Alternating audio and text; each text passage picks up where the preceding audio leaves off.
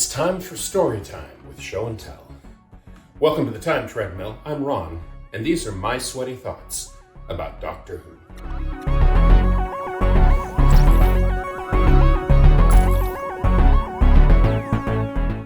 In the fall of 1978, I was 10 years old, and my family had just moved from a suburb of Seattle to a small rural farming community.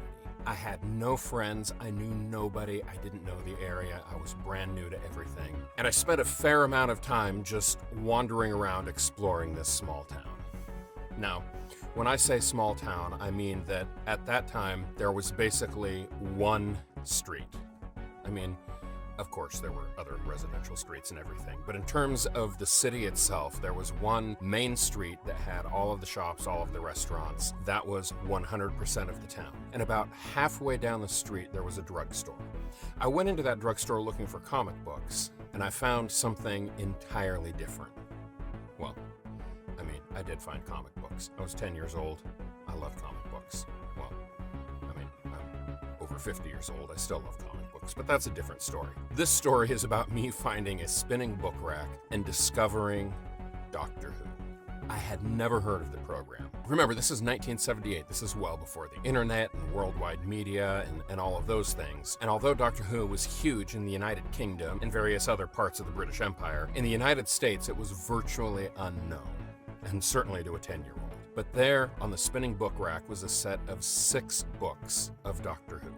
See, back then in England, Doctor Who was notorious for the Target line of novelizations. They're classic. They're just novelizations of episodes from the series. And in 1978, Pinnacle Books licensed 6 of the Target novelizations, did a completely new logo, new cover artwork, and released them in the US, numbered as a series 1 through 6. Now, I knew nothing about this show, but the covers looked amazing. And one of the very first books I picked up in the series was this one, The Doomsday Weapon.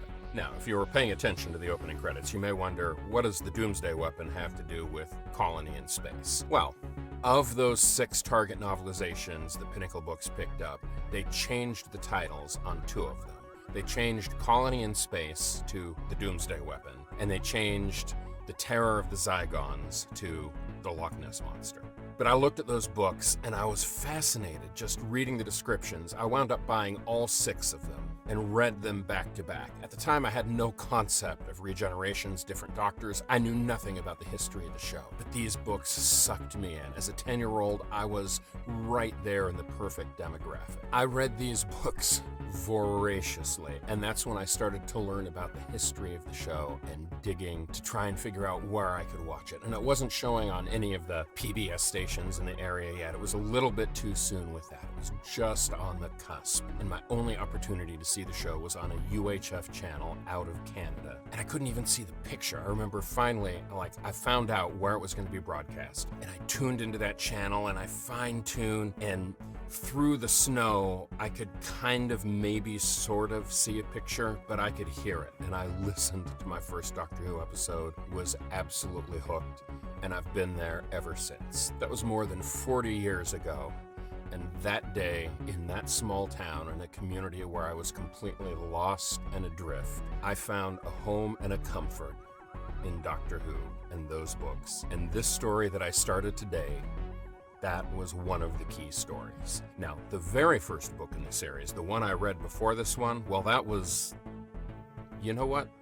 I'm going to hold on to that story because I have another story time with that one coming up. So I'll get to that, in about 2 weeks. You'll have to stay tuned for that.